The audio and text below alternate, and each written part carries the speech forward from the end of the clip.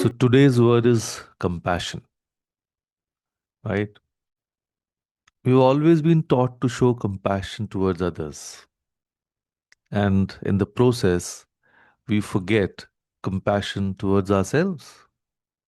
We've always been taught to show love towards others, but never care about loving ourselves. Let me tell you, that is not being selfish. That's actually, if you learn to love yourself, you'll be able to love others.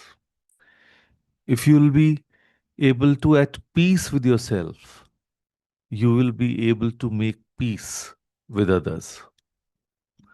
So let us imagine, carrying a heavy backpack everywhere you go, to school, to work, to bed.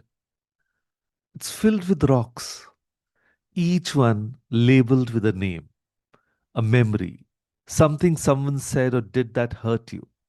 Years pass. That bag gets heavier. Your shoulders ache, your back hurts, and then one day someone asks you, why are you still carrying that? And you realize nobody's making you. You've been choosing to carry it all along. So here's the question I want you to sit with today. What if the weight you carry or you're carrying isn't protecting you? It's imprisoning you? So, today we are going to explore something revolutionary, something that will set you free from battles you have been fighting for far too long. Let's talk about compassion as a path to freedom. And here is what nobody tells you about anger, resentment, and grudges. They don't punish the person who hurt you, they punish you. And it's been taught by our mentor, Mr. Imran Beg, too. Think about it. That relative who compared you to your cousin at family function, they're probably sleeping peacefully at night. But you're still replaying those conversations, still feeling that sting, and still building your case for why they were wrong. Or that friend who betrayed your trust 3 years ago. They moved on, made new friends, posted happy pictures. And meanwhile, you are the one who tenses up every time someone mentions their name. And here is the hard truth: holding on to resentment is like drinking poison and expecting the other person to die. And here's where it gets interesting. Most of us think we are holding on to these feelings because we are strong, because we have standards, because we refuse to be doormats. We think if I let go, they win. If I forgive, I'm saying what they did was okay.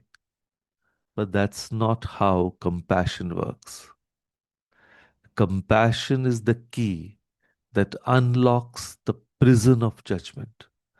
And the first person it sets free is you. So let me be very clear about something. Compassion doesn't mean you're justifying what's happened. It doesn't mean you're saying it's fine, no big deal. A teenager whose parents constantly pressured them about marks, compassion doesn't mean pretending that didn't cause real pain. A woman whose partner was emotionally distant, compassion doesn't mean acting like those years didn't matter. Compassion means understanding that hurt people hurt people, and then choosing not to carry that hurt for them. Let me give you an example. Remember that uncle who always made comments about your weight at weddings? है ना, सबकी family में कोई ना कोई होता है, बेटा थोड़ा कम खाया करो, in front of everyone, with that laugh that wasn't really a laugh. The ego wants revenge. It wants to snap back, to hurt him the way he hurt you. Or it wants to withdraw, to build walls, to never trust anyone again. But compassion, it's something different.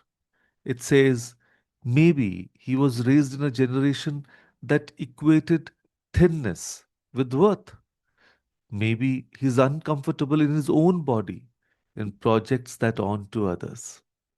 Maybe he doesn't even realize the damage those words do. And here is the thing, understanding this doesn't make what he did right, but it does take away his power to keep hurting you. Or think about that friend who ghosted you when you needed them most. The one who disappeared when life got hard. Your mind wants to keep them on trial forever, listing all the evidence of their betrayal. But compassion asks a different question. What was happening in their life? Were they drowning themselves? Or were they so overwhelmed that they couldn't show up for anyone, including themselves? So when you choose compassion, you're not saying their actions were okay. You're saying you're done letting those actions rent space in your head. So why not we simply learn to show up for ourselves and then expect others to show up for us? So here's what shifted everything for me, and I hope it shifts something for you too. Forgiveness is a gift to yourself first, not to them, to you. Think about a working professional still angry at a boss from 5 jobs ago. That boss probably doesn't remember your name, but you're still carrying that stress, that bitterness, that story of how unfairly you were treated. Who's suffering? Not them, but you are. Or a student still resentful towards a teacher who humiliated them in class years ago. The teacher has taught hundreds of students since then. But you've replayed that moment 1,000 times, each replay reinforcing the wound. So the freer your heart, the lighter your life. And freedom doesn't come from other person apologizing. Most of the time they won't. They might not even think that they did anything wrong. They might not even be alive anymore. So freedom comes when you decide that your peace matters more than being right. So when you decide that the story you've been telling yourself, the one where you are the victim and they are the villain, is no longer serving your growth. This isn't about letting people walk all over you. This isn't about staying in toxic situations. You can have boundaries and compassion. You can protect yourself and still release the poison of resentment. So, compassion doesn't mean continuing the relationship, it means ending the suffering. So, how do you actually do this? How do you release years of anger, hurt, or resentment? Not all at once, of course. That's the first thing to understand. Compassion isn't a switch you flip, it's a muscle you build. And it starts with a willingness, not a readiness, not even a belief, just a willingness. So here's what I want you to try tonight before you sleep. Think of one person you're holding resentment toward. Maybe it's parent, a sibling, an ex, a friend, a colleague, or maybe it's even yourself. Then take out a piece of paper and write this down. I'm giving you a sentence. I choose compassion over carrying pain. I choose compassion over carrying pain. I release you and free myself. I release you and free myself. And then, and this is the most important part, read it aloud.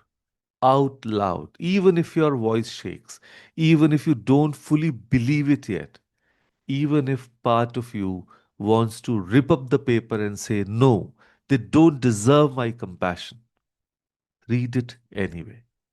Because here's what happens when you speak words of freedom, even if you're not ready to believe them, you're planting seeds. You're telling your subconscious, we are ready to let this go. You're signaling to your nervous system, it's safe to release this now.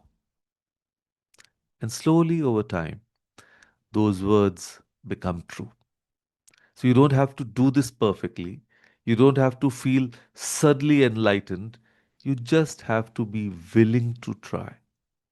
Because compassion isn't about changing, it's about you refusing to stay imprisoned. And I want to leave you with something, as a wise teacher once told me, you will know you have truly forgiven when you can think of the person or situation and feel nothing. Not love, not hate, just neutral peace. And that's freedom. That's what we are walking toward. And I'm not going to lie to you. Some hurt run deep, some wounds take longer to heal, and that's okay. Compassion isn't a race, it's a practice, a path, a choice you make again and again. But every time you choose it, every single time you say, I'm done carrying this weight, you unlock a door. You step a little closer to the person you were always meant to be. The person who isn't defined by what was done to them, but by how they chose to respond. So tonight, write those words, speak them loud, even if they feel it like a lie at first. I choose compassion over carrying pain. I release you and free myself. Because the prison door, it was never locked from the outside. It's been waiting for you to turn the key. And that key is compassion. Use it. Set yourself free. Because the version of you that's light, joyful, and at peace, it's been waiting on the other side all along. So, with that thought, thank you. Thank you, everyone, for joining us today. Thank you.